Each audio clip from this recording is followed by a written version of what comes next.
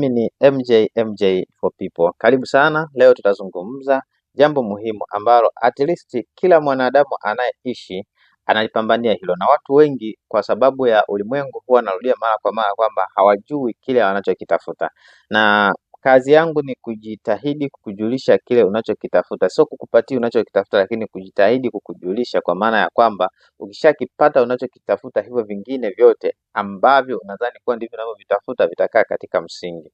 Na mara nyingi hata ukienda katika makusanyiko yetu ya ibada, watu wanaambiwa au kukwambia kwamba kuzini, kuiba ni dhambi. Lakini vipi nikikwambia kwamba kuzini, kuiba sio dhambi kabisa na wala sio tatizo kabisa, lakini dhambi ni kile kinachokufanya uzini au uibe au utukane au mseme mtu vibaya. Kwa hiyo dhambi moja kwa moja inakuwa sio kile ambacho unakifanya, ambacho nazini, ambacho naiba, ambacho natukana watu, lakini ni kile kinachokufanya ufanye hayo matendo.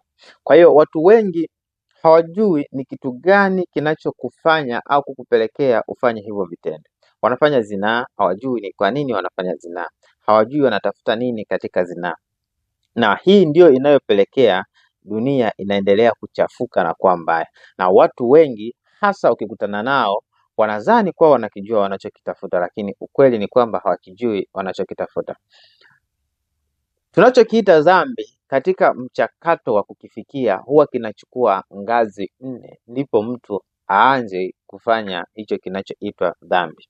Na asili yake ya dhambi unaweza ukaelewa kwamba watu wengi ukiuliza kwa nini mtu anafanya dhambi, kwa mfano kama swala la zinaa, wanakuambia kwamba kinachopelekea mtu anafanya dhambi au kufanya zinaa ni kwa sababu huyo mtu anakuwa na tamaa.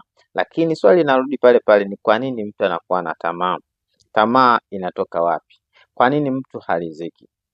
Kutokuridhika kunatoka wapi? Kwa nini mwanaume haridhiki na mwanamke mmoja? Kwa nini mwanamke haridhiki na mwanaume mmoja? Kwa nini watoto hawaridhiki pia na wazazi wao? Sasa hivi tumekuwa na wimbi ambalo hata watoto wanakuwa hawaridhiki na wazazi wao, hawako proud kwa wazazi wao.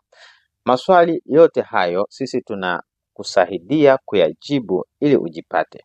Kwa hiyo kwa namna yoyote ile una uwezo wa kuwasiliana na sisi ili tuweze kukupatia majibu ya maswali hayo ambayo sisi tunayo kwa neema ya Mungu. Lakini wakati mwingine ni ngumu, kwa sababu tunapojaribu kuyafunua hapa yatatengeneza mkanganyiko ambao unatakiwa uulize maswali, lakini hutokuwa na access ya moja kwa moja kuuliza maswali. Kwa hiyo tufikie tukusaidie kujibu maswali ambayo unajiuliza hayana majibu. Mimi ni MJ for people.